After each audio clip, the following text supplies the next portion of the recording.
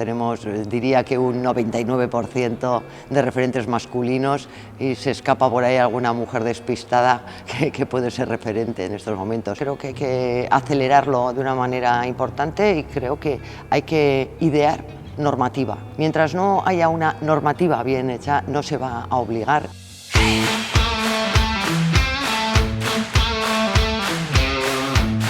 Isabel Iturbe, presidenta de Bilbao Basket y también creadora de una comunidad en torno al baloncesto en Bilbao y en Vizcaya. Hoy nos damos cita en Kirol Eskola para hablar de referentes en el deporte. Vamos con ello.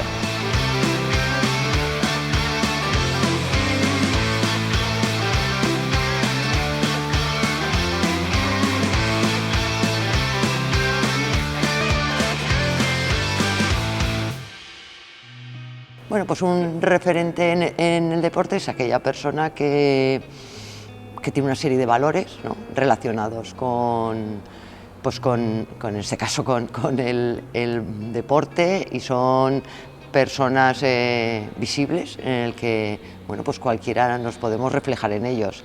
¿Qué es lo que sucede en estas épocas que estamos viviendo?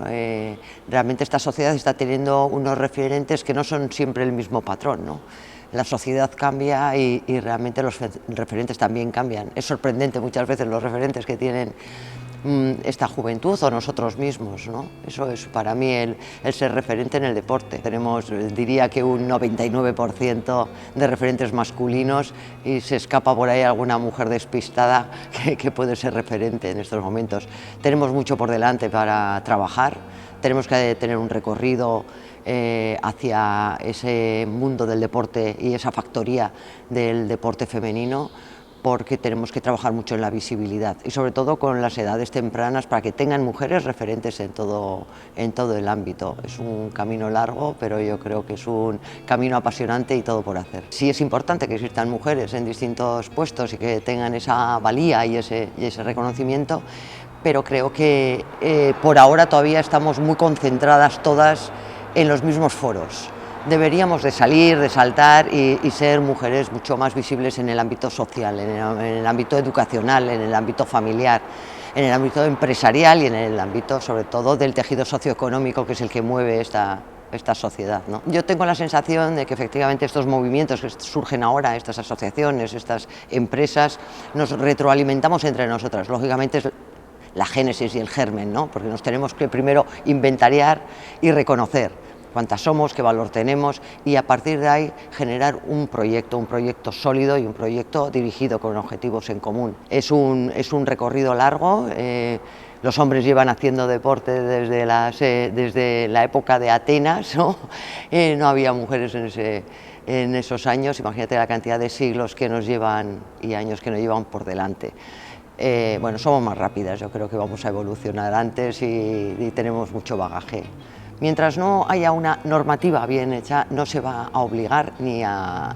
es como el tema de las cuotas. Yo soy partidaria de las cuotas, sí. ¿Por qué? Porque si no seríamos incapaces de llegar, y hay que acelerarlo con distintas herramientas. Hay que pensar bien y acelerar cuanto antes esta gran factoría de mujeres, que somos el 50% de esta sociedad y tenemos mucho que decir. Yo sí soy partidaria de distinguir entre deporte masculino y femenino, ¿eh? No, yo creo que son fisiologías distintas. Y luego además caemos en el error a nivel social, que tenemos mucho que hacer, pero al final alguien que está acostumbrado a ver un fútbol masculino ve el fútbol femenino y no tiene que ver, hay que distinguirlo.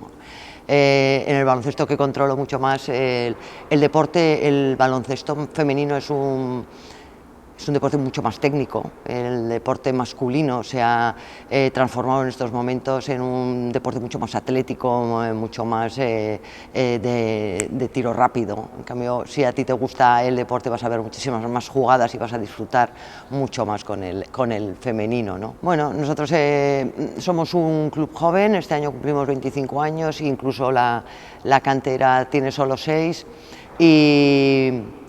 Por ahora no tenemos equipo femenino, pero estamos obligados a tener un equipo femenino o una cantera femenina, y en eso estamos trabajando.